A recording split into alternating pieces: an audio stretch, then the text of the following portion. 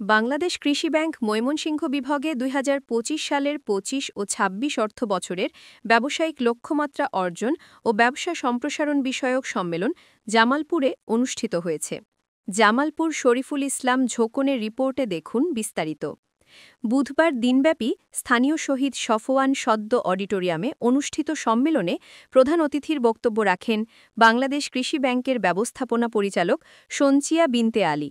বাংলাদেশ কৃষি ব্যাংক ময়মনসিংহ বিভাগীয় কার্যালয়ের মহাব্যবস্থাপক জামিল আহমেদের সভাপতিত্বে সম্মেলনে বিশেষ অতিথির বক্তব্য রাখেন বাংলাদেশ কৃষি ব্যাংকের উপব্যবস্থাপনা পরিচালক ১ মোহাম্মদ আব্দুর রহিম, উপব্যবস্থাপনা পরিচালক ২ মোহাম্মদ খালিদুজ্জামান, প্রধান কার্যালয়ের পরিকল্পনা ও পরিচালন মহাবিভাগের মহাব্যবস্থাপক আশরাফুজ্জামান খান, অভ্যন্তরীণ নিয়ন্ত্রণ ও পরিচালন মহাবিভাগের মহাব্যবস্থাপক মোহাম্মদ নাজমুল হোসেন।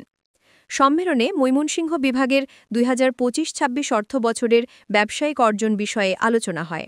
এছাড়া ব্যবসায়িক সাফল্য অর্জন ও ভবিষ্যৎ পরিকল্পনার বিষয়েও উপস্থাপন করা হয়।